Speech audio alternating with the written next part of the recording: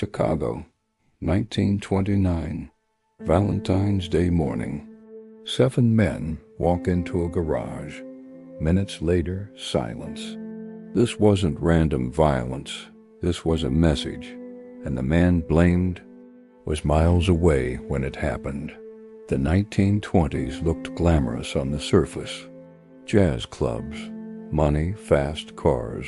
But underneath, America had banned alcohol, and that created the perfect storm. Illegal alcohol became one of the most profitable businesses in the country. 2 empires rose from it.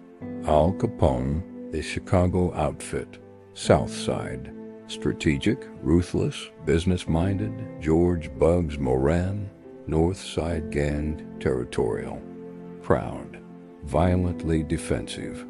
These weren't just gangs.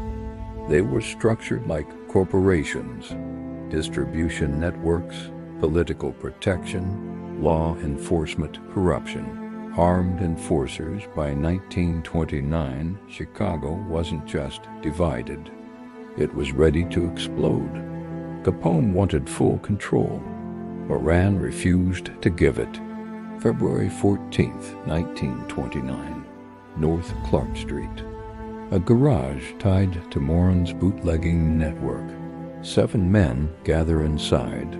They think it's a normal business morning. Then vehicles pull up outside.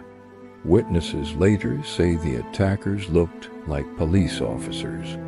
To anyone watching, it looked like a routine arrest. Inside the garage, the victims were lined against a wall. Minutes later, it was over. 7 key men connected to Moran's operation were gone. Not just people, power, protection, structure. Chicago just shifted overnight. And here's the truth most channels won't tell you. History isn't just dates.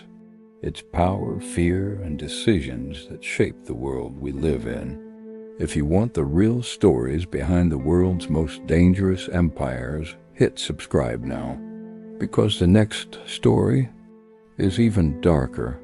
Bugs Moran was supposed to be inside that garage, but fate changed everything. He arrived late.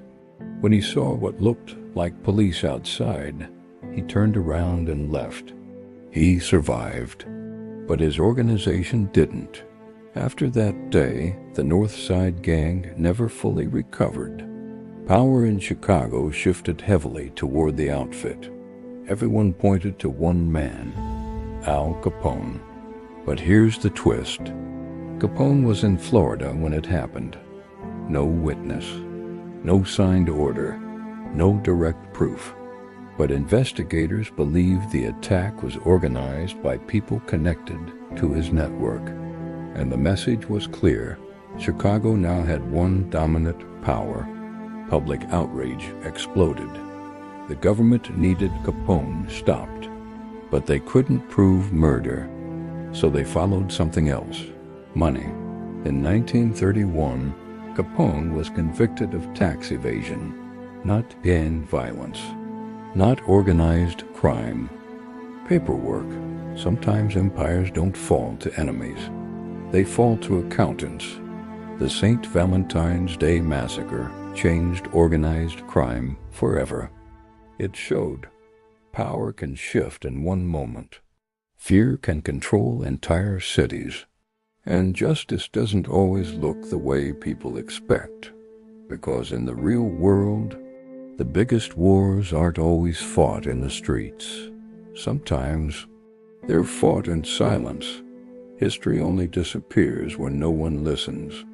Subscribe if you believe these stories deserve to be remembered.